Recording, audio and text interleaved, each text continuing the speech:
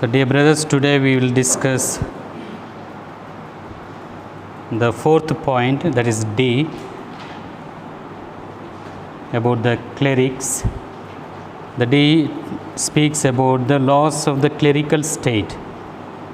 Laws of the clerical state. Canons 290 to 293.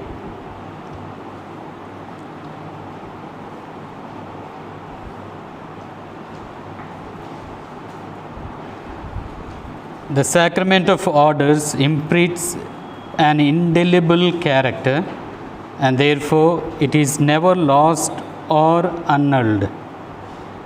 However, one can lose the clerical state, which means a loss of the obligations and rights proper to clerics.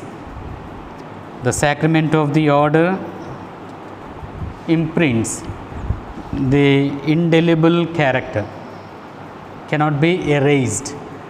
So there are a few sacraments which have the indelible character. Which are they? Baptism, confirmation, and the ordination. Once we receive it for life. So when we say loss of the clerical state, it is not losing the indelible character of this sacrament, but only the loss of the obligations and the rights proper to the clerical state. So the loss of the clerical state can happen A, by a juridical decision or administrative decree in which it is declared that the ordination was invalid. It's a judicial decision or administrative decree in which it is declared that the ordination was invalid. So with this decree, one loses the clerical state. B, through the penalty of dismissal from the clerical state. Through the penalty of dismissal. Canons 1364,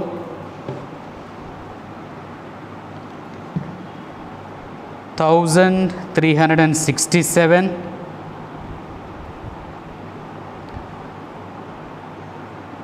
1370, 1387.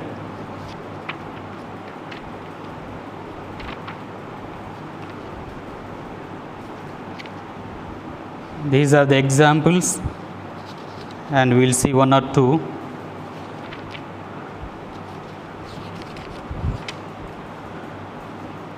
Thousand 1364.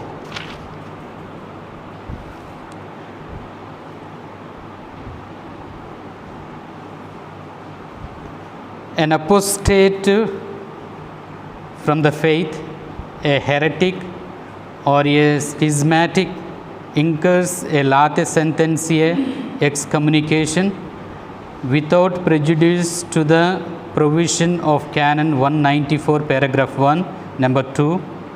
A cleric, moreover, may be punished with the penalties mentioned in the Canon 1336, paragraph 1, numbers 1, 2, and 3.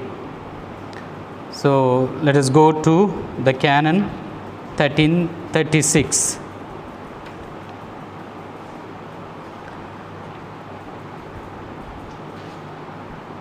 Number 1, a prohibition against residence or an order to reside in a certain place or territory.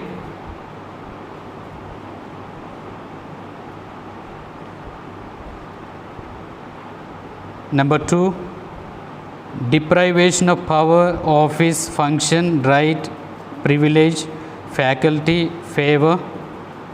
title, insignia, even of a merely honorary nature. Number 3, a prohibition on the exercise of those things enumerated in number 2, or a prohibition on their exercise inside or outside a certain place. Such a prohibition is never under pain of nullity. So these are under the paragraph 1. Expiatory penalties can affect the offender either forever or for a determinate or indeterminate period. So penalty forever, lifelong, or for a certain determined period. Apart from others which a law may perhaps establish, these penalties are as follows. Just now what we have seen. Canon 1367. One who throws away the consecrated species or for a sacrilegious purpose, takes them away or keeps them, incurs a late sententiae excommunication reserved to the apostolic see.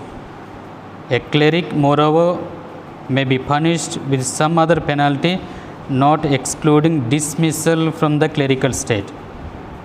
According to the gravity, even the dismissal from the clerical state. 1370. A person who uses physical force against the Roman pontiff incurs a late sententiae excommunication reserved to the apostolic see. If the offender is a cleric, another penalty, not excluding dismissal from the clerical state, may be added according to the gravity of the crime. So late sententiae is automatic, ipso facto.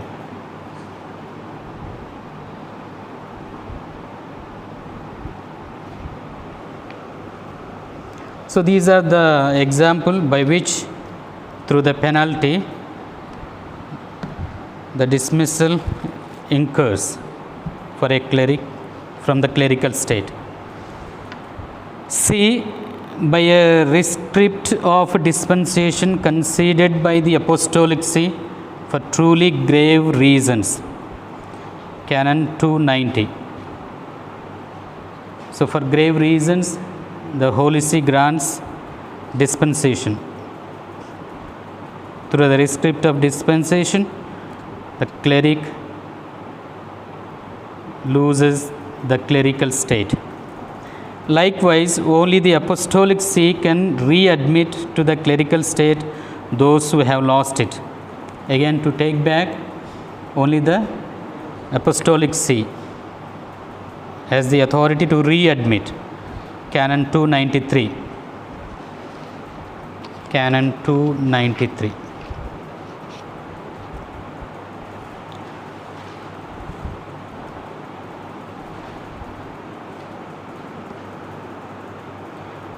Brothers, once again, I remind you to have the code and go through the code. Unless and until you read the canons, you will not follow the lectures. However, the loss of the clerical state by the penalty or by dispensation does not entail a dispensation from celibacy, which is granted solely by the Roman pontiff. So, the loss of clerical state which occurs by penalty and dispensation, which we have seen in the case of B and C just now,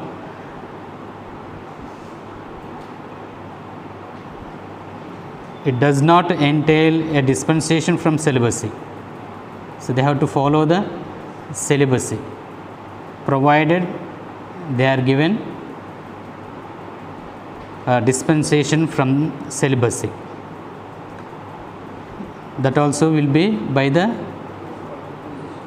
Roman pontiff. Canon 291.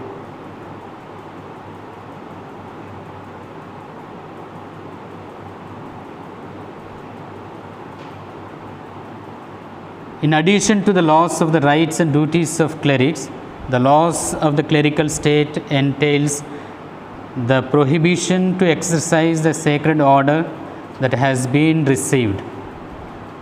So, celebrating Mass and administering the sacraments, and the laws of offices and functions previously received. Canon 292.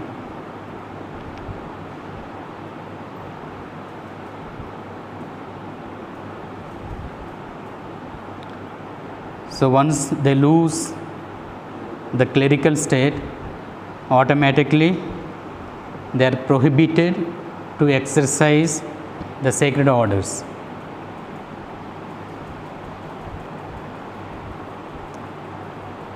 Now we shall enter into another topic,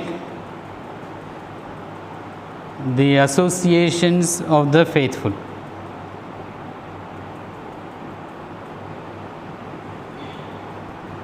Canons 298 to 329, the associations of the faithful.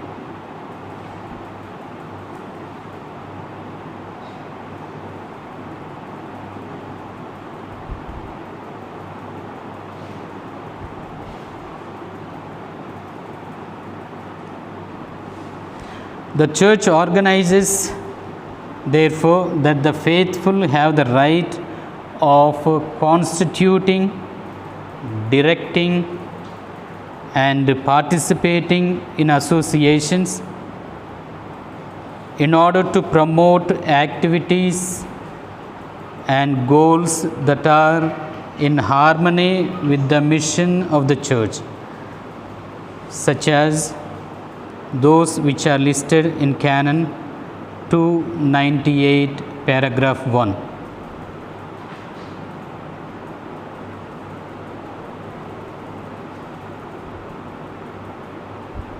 So, here the Church organizes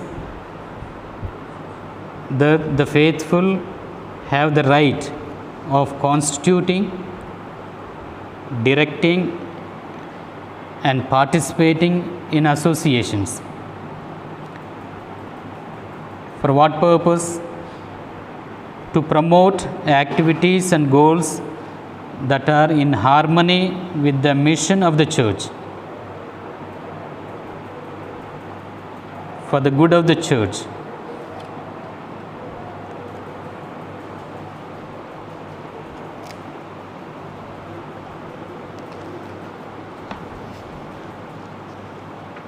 Please take Canon 298.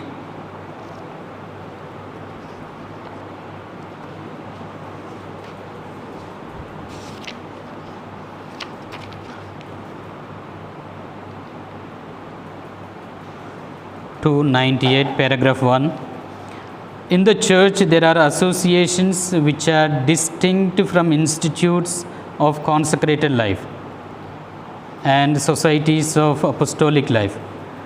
So, when we say associations, it differs from the institute of consecrated life or the societies of apostolic life. So, these are separate, different from the institutes. In these associations, Christ faithful, whether clerics or laity, or clerics and laity together, strive with a common effort to foster a more perfect life or to promote public worship or Christian teaching.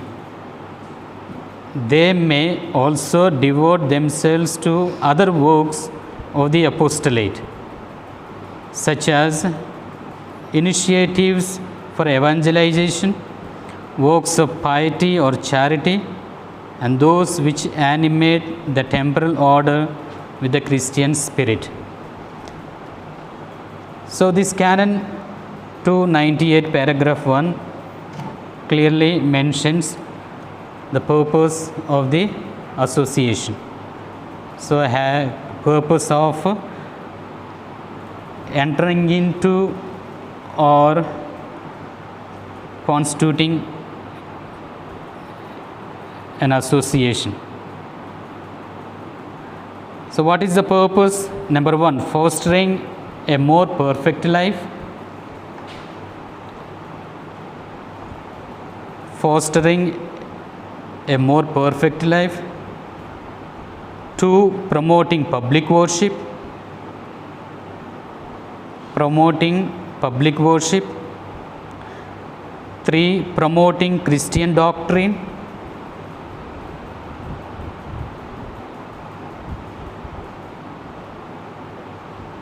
Promoting Christian doctrine. 4. Exercising other works of the apostolate. Works of the apostolate, such as initiatives of evangelization, works of piety,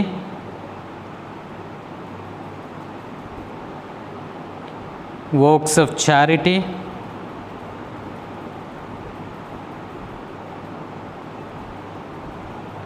and animation of the temporal order with the Christian spirit.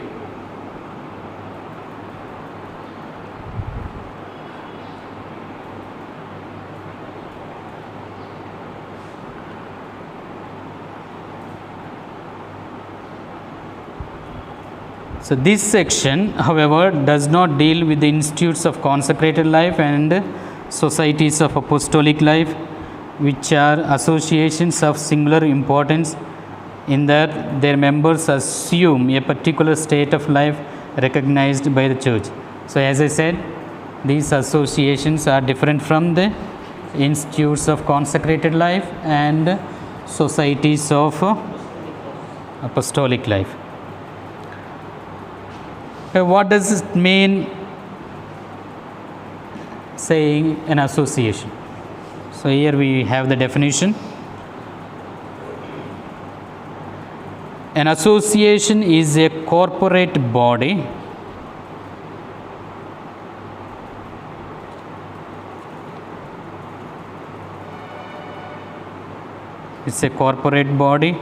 by means of which a group of the faithful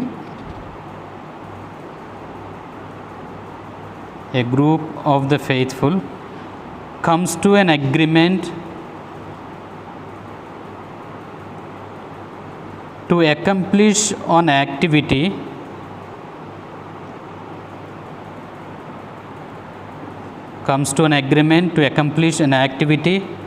in a stable and ordered way.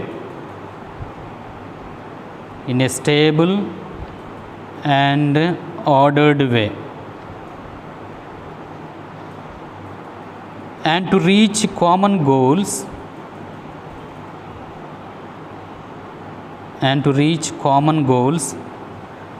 which in themselves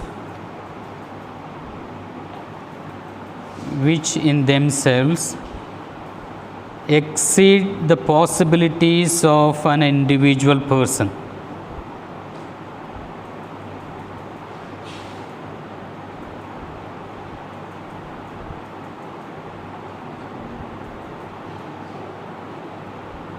Exceed the possibilities of an individual person. So first of all, it is a corporate body, group of persons coming together, by means of which a group of the faithful comes to an agreement. They come to an agreement to accomplish an activity, any work, the activity of charity or piety, etc., as we have seen in the Canon 298. And that should be in a stable and ordered way, not for a few days or few months or 1 or 2 years and so on. Stable and with proper order. And that association should reach the common goals for which this association is erected, constituted. The goal should be realized.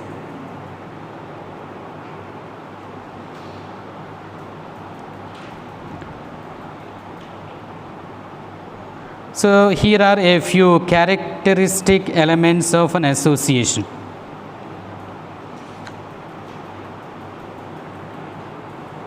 So characteristic elements of an association. Number one, voluntary character. Voluntary character.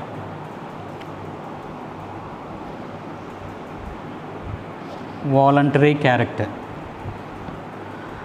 An association always exists in practice as the fruit of the freedom of those who decide to participate in it. As the fruit of freedom of those who decide to participate in it.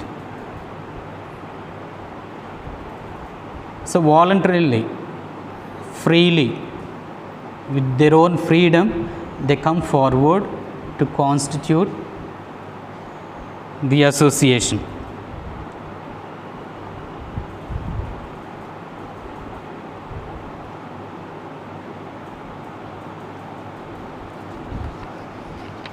Second one is stability and order.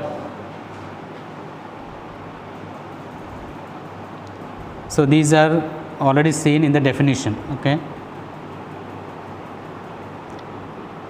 Stability and order. The activities and ends of an association require the ordered cooperation of all and have an importance and duration that transcend the possibilities of individual members. So it requires the ordered cooperation of everyone, all the members of the association.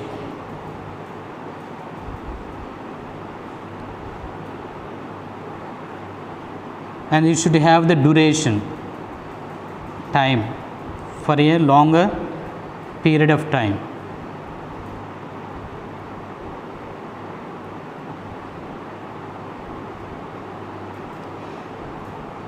As a consequence, every association must have its own statutes that define it as a subject in itself. So it is very important to have the statutes. Every association should have the statutes. So according to the statutes only, the association is governed.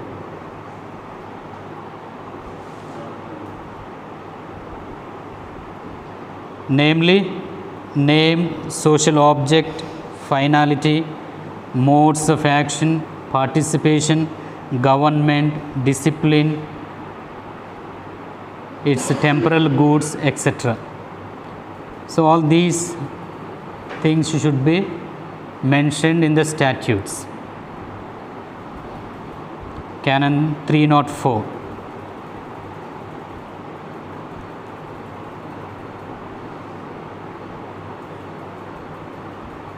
Another characteristic is ecclesiality.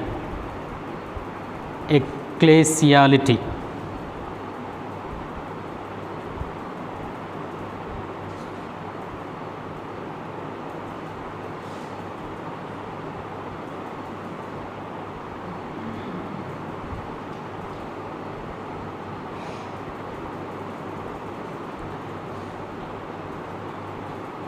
So it should have ecclesiastical communion. Every association should have ecclesiastical communion. This means that its project, activity, and life must be integrated in the ecclesiastical communion.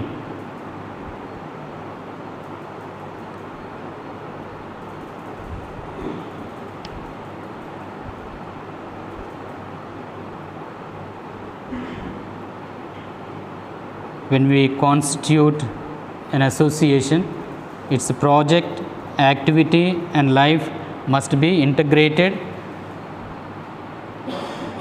in the ecclesiastical communion. It should go in line with the intention of the church, not against the spirit of the church. So that is very important.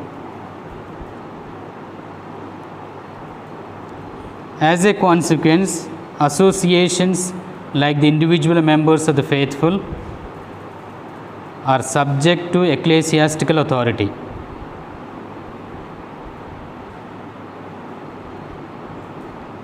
So all the associations are subject to the ecclesiastical authority.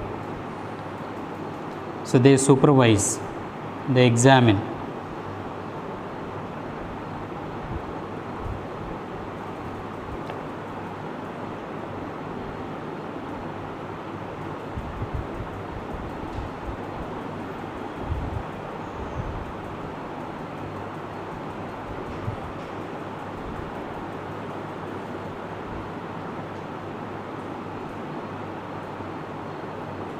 Since they are under the subjection of ecclesiastical authority, it judges on the ecclesiality of every new association. It examines. It examines the ecclesiality of every new association.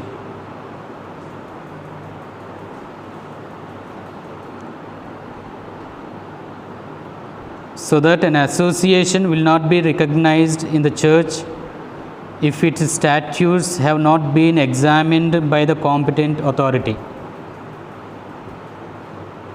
If the competent authority has not examined the statutes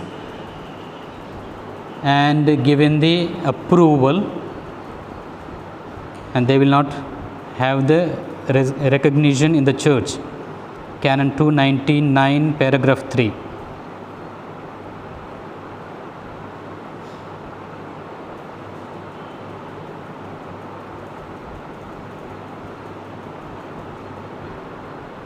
It sees that the fullness of Catholic doctrine be preserved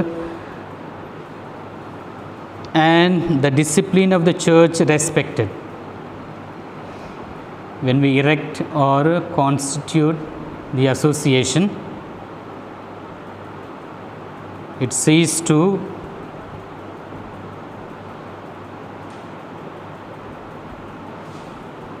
the fullness of Catholic doctrine be preserved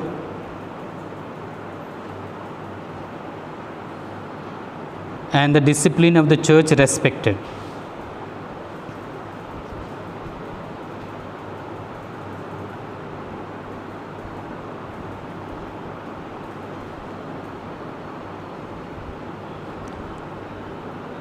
This task belongs to the Holy See for all associations, and to the local ordinary for diocesan associations, and for the others insofar as they act in the diocese. So if it is of the diocesan association, the local ordinary should see to it, and above all, the Holy See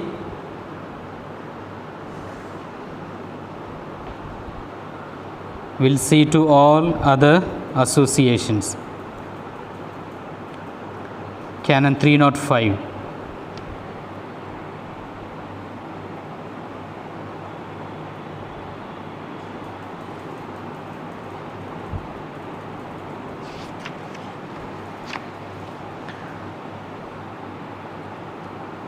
Now let us see the types of associations. The types of associations.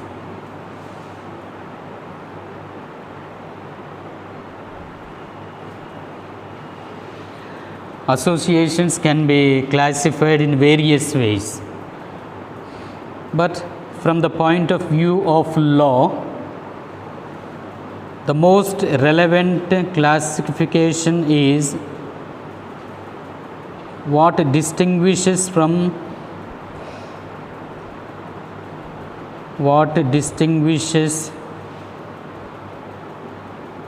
them between public and private associations.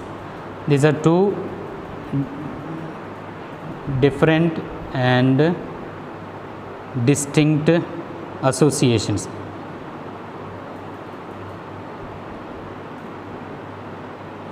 Public and private.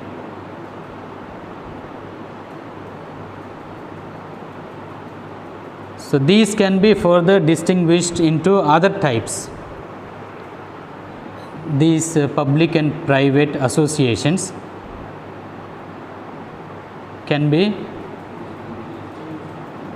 further distinguished into other types, namely clerical associations.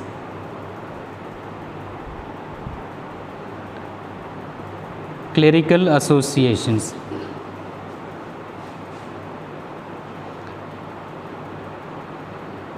These are recognized as such by the authority, are directed by clerics. That's why it is called clerical association.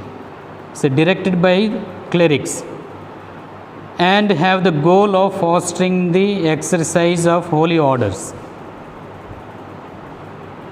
Canon 302.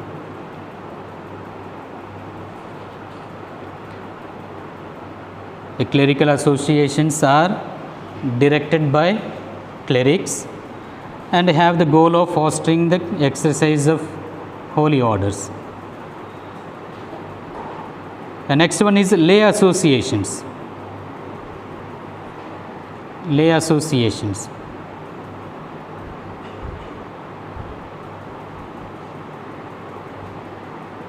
Are those which intend to form and support the laity in their own proper mission. Lay associations intend to form and to support the laity in their own proper mission to animate the earthly realities, the temporal realities with the Christian spirit.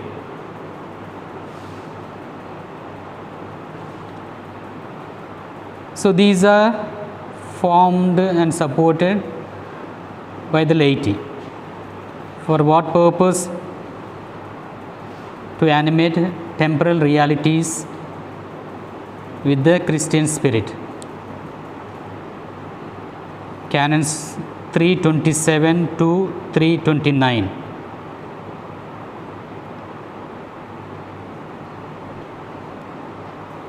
To 329. Third one, third orders. Have you heard this term? Third order.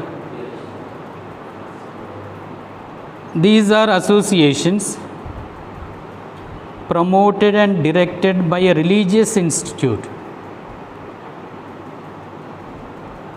These are promoted and directed by a religious institute with the goal of having the laity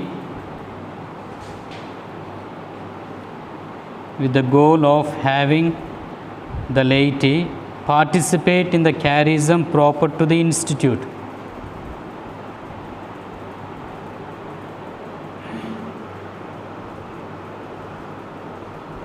The laity participate in the charism proper to the institute, adopting to their own secular circumstances. Canon 303. So when we say third order associations, they are promoted and directed by a religious institute with the goal of having the participation of the laity according to the charism of the institute proper and adopting to their secular circumstances. So even Franciscans have a third order, lay persons and associations. So according to the area to which their activities extend, these associations, according to their area to which their activities extend, associations can be diocesan,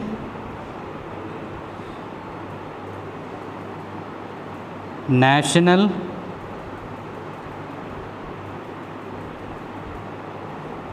international, or universal.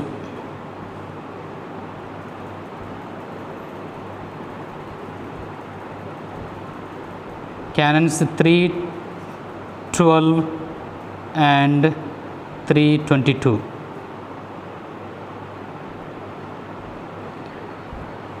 So according to the extension of the activity, so if their actions or activities extend in a limited area in the diocese, it will be called diocesan association. Extended to the nationwide, national association, or international level, then it is called international or universal associations.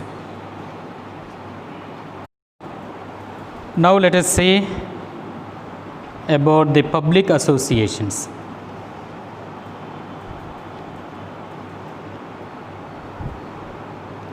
What does it mean by public associations? Definition is: public associations are those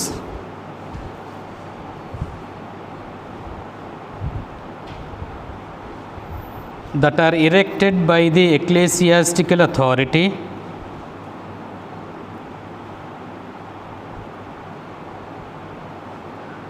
to act in the name of the church. Erected by the ecclesiastical authority to act in the name of the church for the purpose of achieving the ends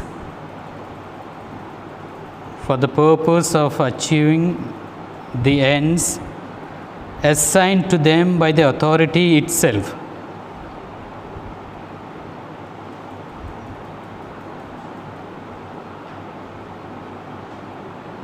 Assigned to them by the authority itself. Canons 301 and 313.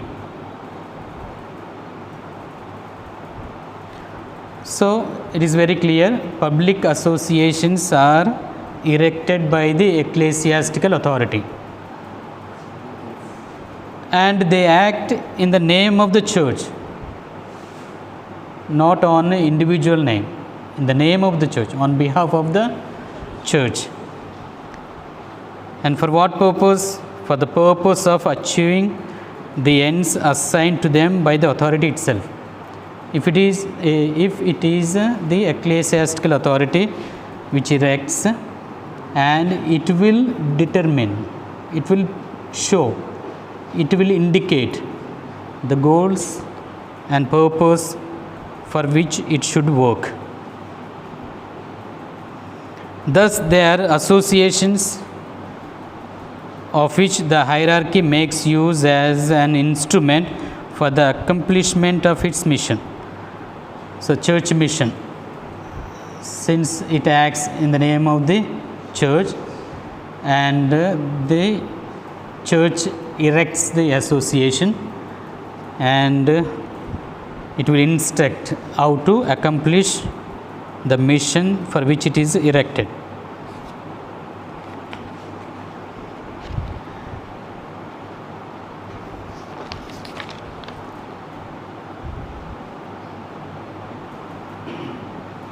There are activities and ends which enter into the proper and exclusive competence of the hierarchy of the church. So there are certain goals and activities which enter into the proper and exclusive competence of the hierarchy of the church. For example, teaching Christian doctrine in the name of the church,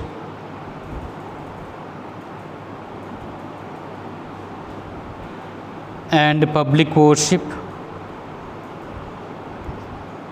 teaching the Christian doctrine in the name of the church, and the public worship, etc.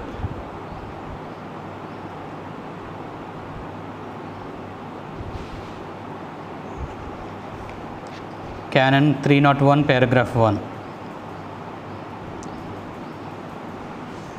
So, for example, universities, public associations. So, they are erected to teach the doctrine of the church. And the healthcare centers, hospitals.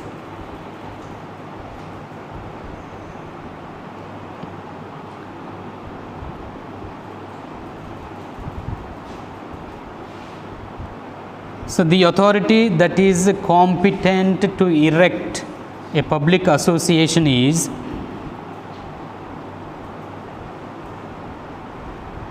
the authority that is competent to erect a public association. Who has the competency to erect the public association? The Holy See for International Universal Associations. The Holy See has got competence. It is competent to erect international and universal associations. The Holy See for International and Universal Associations. The Conference of Bishops. The Conference of Bishops for those which are national. The Conference of Bishops is competent to erect the public association. The Diocesan Bishop for diocesan associations.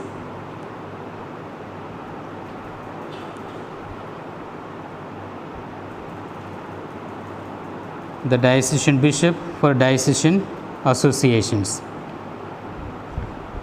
Canon 312.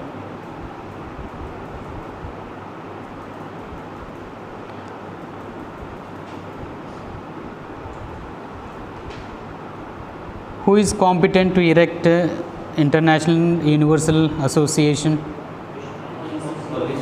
Holy See. National Association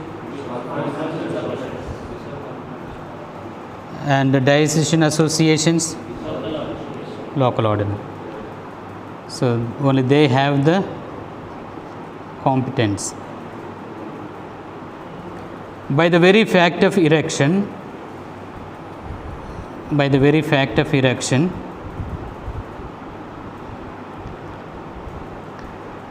a public association becomes a public juridical person in canon law.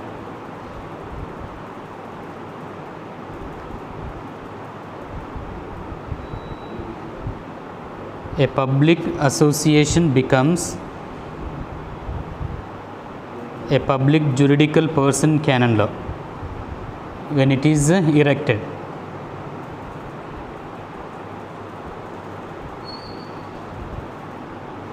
A public association is a public juridic person, private association is a private juridic person. And do you know the difference? In the first year you might have studied public juridic person, private juridic person, moral person. Do you know? It's very important, very often we will come across. So if you have not studied, okay, now take down important definition of these. Moral person. Who is a moral person? Canon 113, paragraph 1. A moral person is a group or succession of natural persons. A moral person is a group or succession of natural persons who are united by a common purpose So when we say moral person, he is not an individual person. Is it clear? A moral person is a group of natural persons who are united by a common purpose and who have a particular relationship to each other.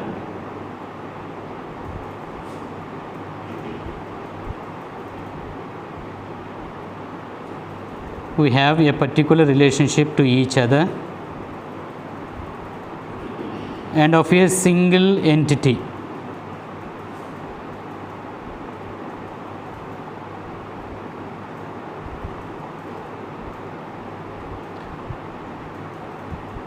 So moral person, when we say, it is not the morality of the person, no.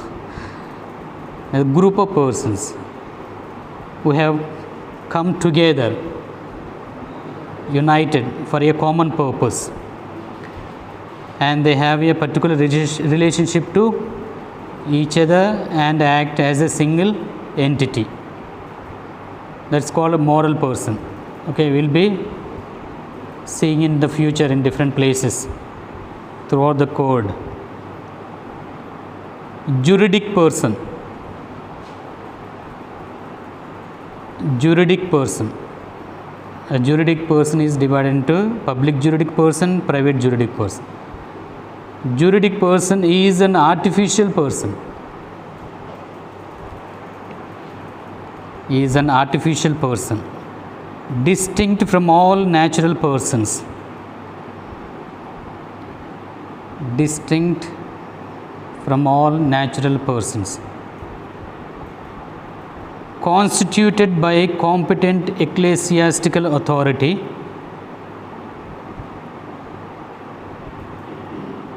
Constituted by a competent ecclesiastical authority for an apostolic purpose. For an apostolic purpose. With a capacity for continuous existence. With a capacity for continuous existence and canonical rights and duties. For continuous existence and canonical rights and duties.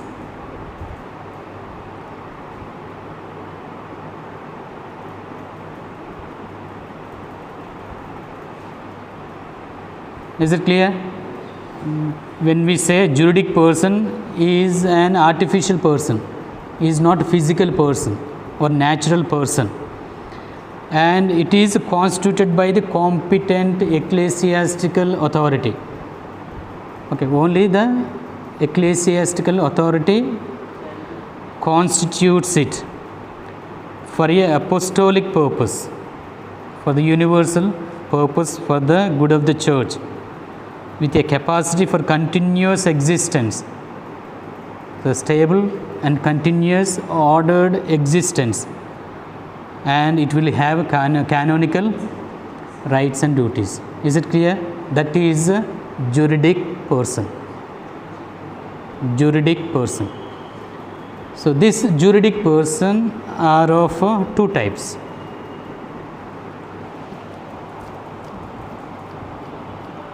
Two types: public and private juridic persons.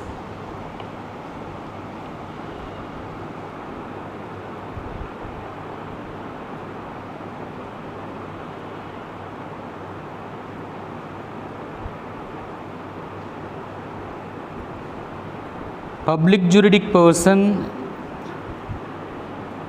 is closely governed by the ecclesiastical authority.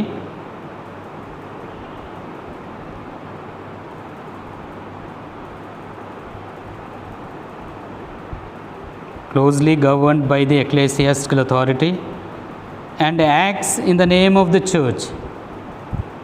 Acts in the name of the church.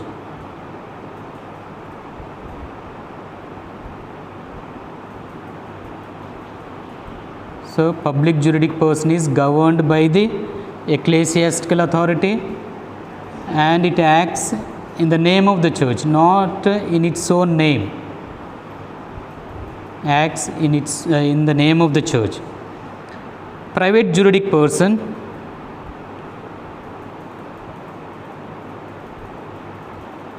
enjoys more autonomy.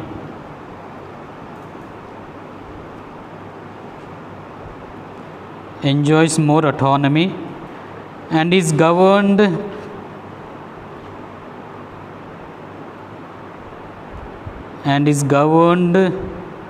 primarily by its own statutes.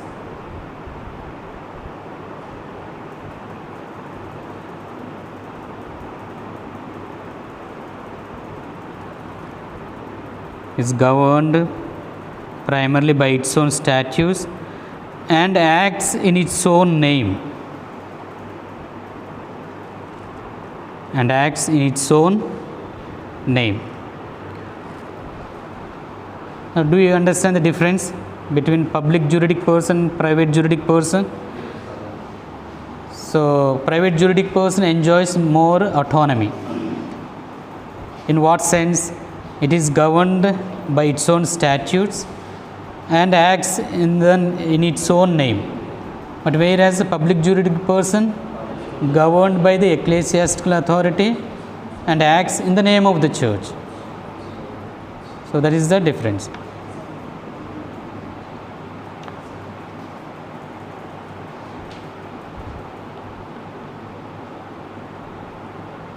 So now when we say, so by the very fact it is erected, a public association becomes a public juridic person in canon law.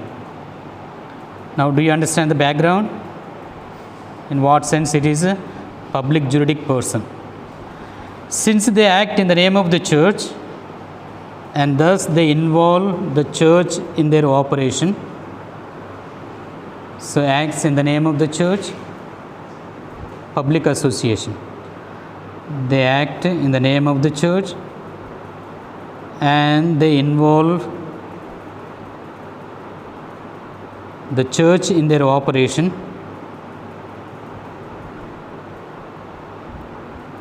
Public associations are subject to the control and guidance of the ecclesiastical authority. Public associations are subject to the control and guidance of the ecclesiastical authority.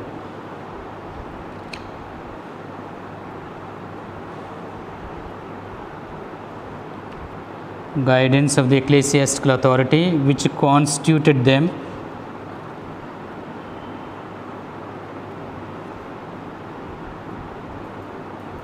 to whom their higher direction belongs.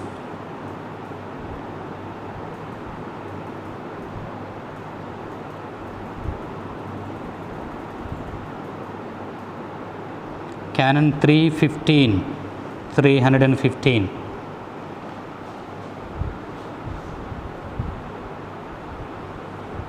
So public associations are, or they act in the name of the church and they involve the church in its operation,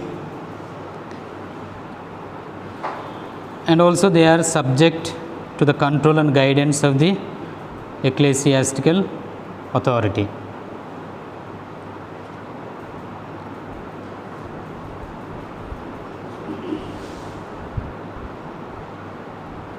It belongs to the authority who erects a public association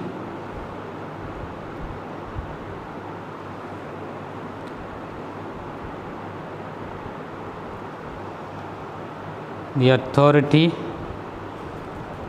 who erects a public association.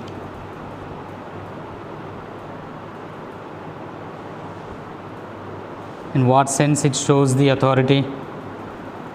To approve the statutes and the successive modifications, to approve the statutes and the successive modifications or changes of them.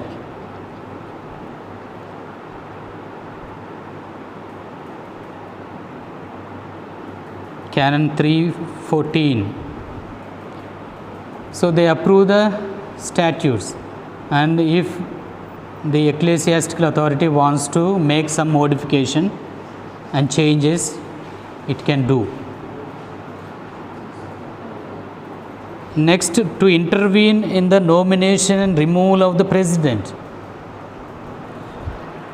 To intervene in the nomination and removal of the president and of the chaplain.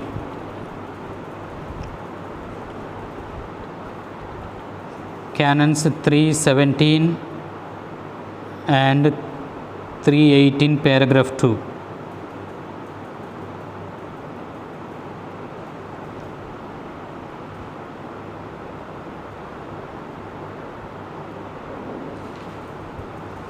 So ecclesiastical authority will intervene in nomination and removal of the president and of the chaplain. Next,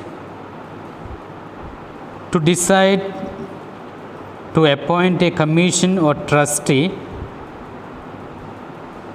So it will decide to appoint a commission or trustee to govern the association, when circumstances require it.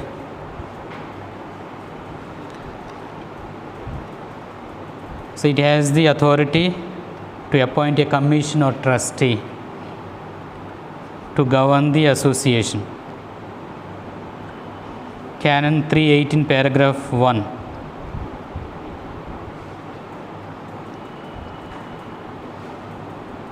Next, to control the economic activity of the association. The ecclesiastical authority has the power to control the economic activity of the association. Canon 3:19.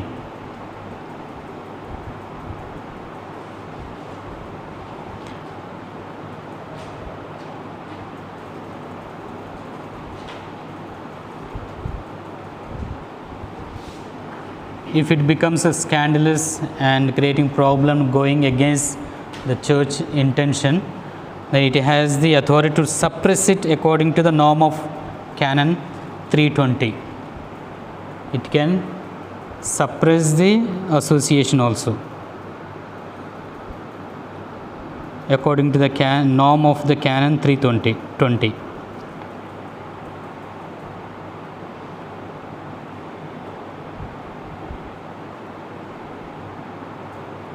To decide a recourse against the acts of the directors of the association.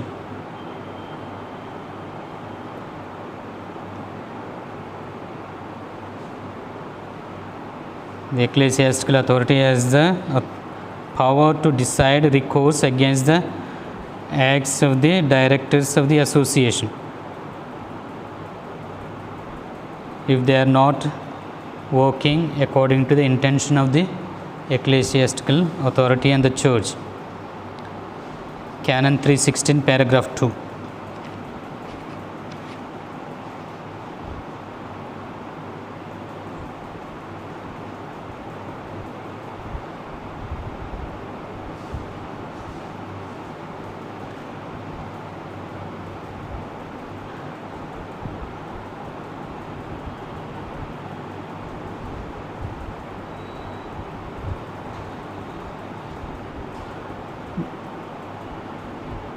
This does not mean that these associations do not have a certain autonomy. Some may feel that the association is completely controlled, right? So this does not mean that these associations do not have a certain autonomy defined in the statutes.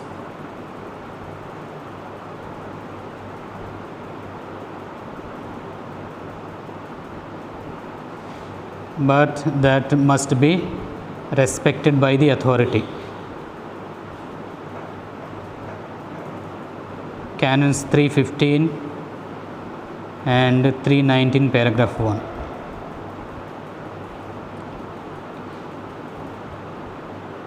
It's only for the better organization and control in order to avoid scandal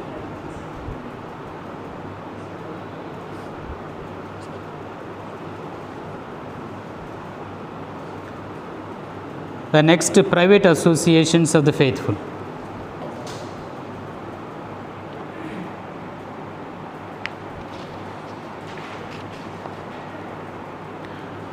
Private associations of the faithful. The definition of a private association is the private associations are those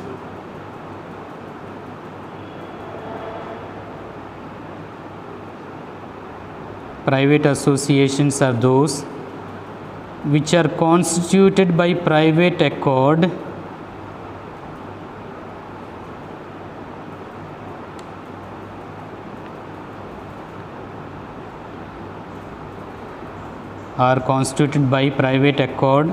among members of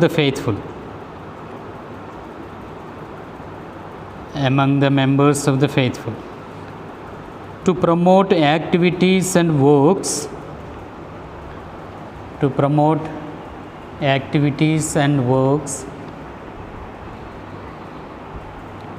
which enter into their own vocation and ecclesial mission.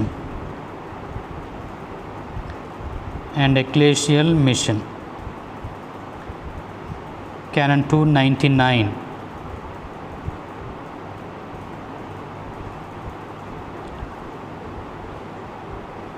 So, private associations are constituted by private accord, faithful or members of the faithful, to promote activities and works which enter into their own vocation, according to their vocation, and ecclesial mission, which helps for the good of the mission of the church.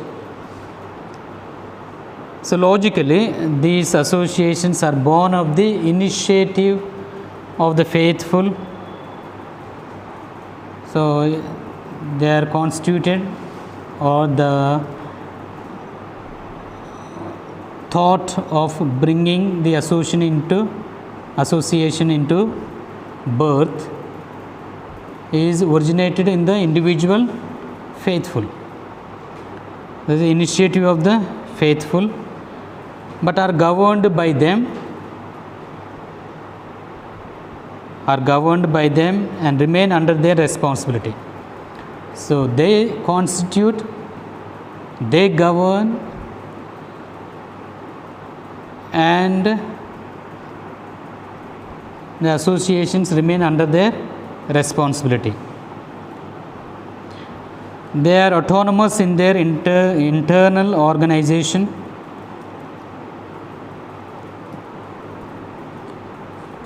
So earlier we said private juridic person, they enjoy more of autonomy, freedom.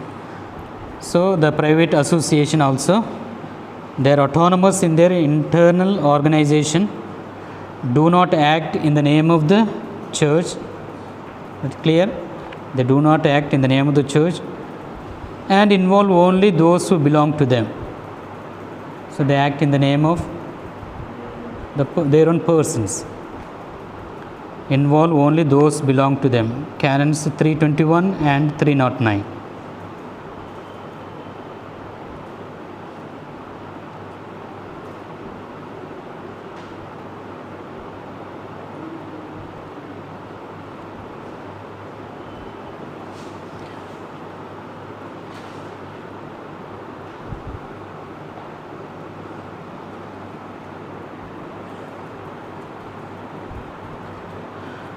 So as for the public associations, the competent authority to which a private association is subject to is the Apostolic See. We have seen already. If it is a universal and international association, we have seen. And the Conference of Bishops if it is national, and the diocesan bishop if it is a diocesan association. So it belongs to the competent authority too, as we have seen in the public associations. For the private associations, it belongs to the competent authority to judge concerning the ecclesiality of the associations, though it is started by the private faithful, but it is not fully left alone. Okay. So it is judged with regard to the ecclesiality of the association. For it to be recognized by the church, every association must present its statutes. We have seen it already. They have to present the statutes. Statutes for the nihil obstat. Nihil obstat is there is no objection. There is a certificate given. There is no objection. You can proceed. Secondly, watch over the life and the activity of the associations with the goal of safeguarding doctrine and ecclesiastical discipline and coordinating the apostolate. So all the associations are safeguarded with regard to the doctrine of the church and its ecclesiastical discipline and coordinating the apostolate, their work for which it is constituted and erected. Canons 305 paragraph 1 and 323 paragraph 2. So the supervision also belongs to the Holy See. The functioning of the association is supervised by the Holy See if it is of a public association, and the local ordinary if it is of a private association. Canon 305 paragraph 2.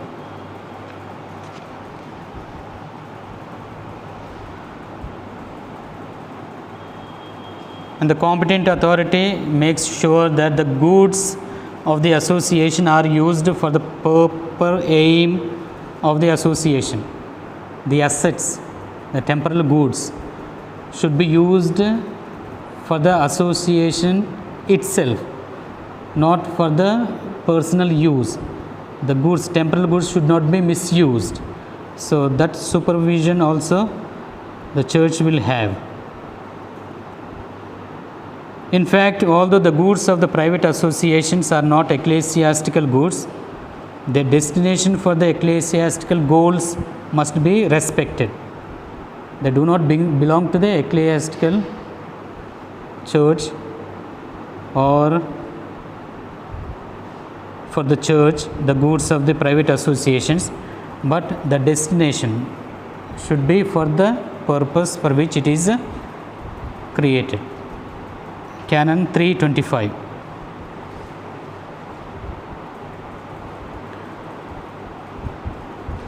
So in contrast to public ones, not all private associations have juridical personality. They can acquire it by means of a decree of the competent authority. So all the public associations have juridical effect, but not all the private associations. But if they get the decree of the competent authority, then it will have the juridical effect. Canon 322.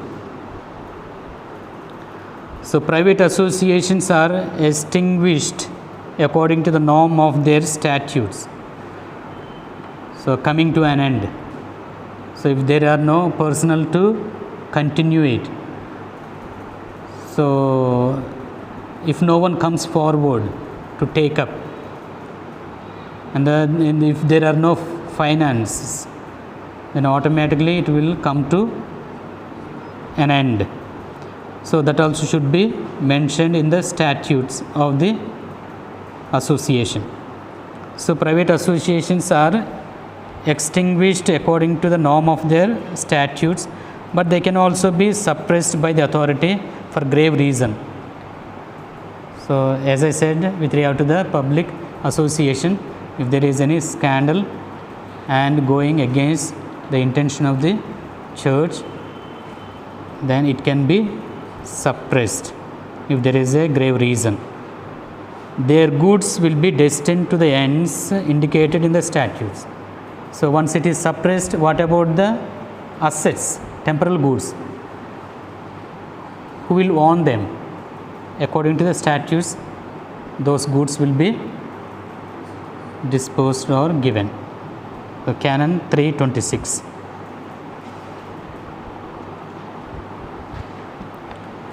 So these are the associations in general and two types of associations, public and private.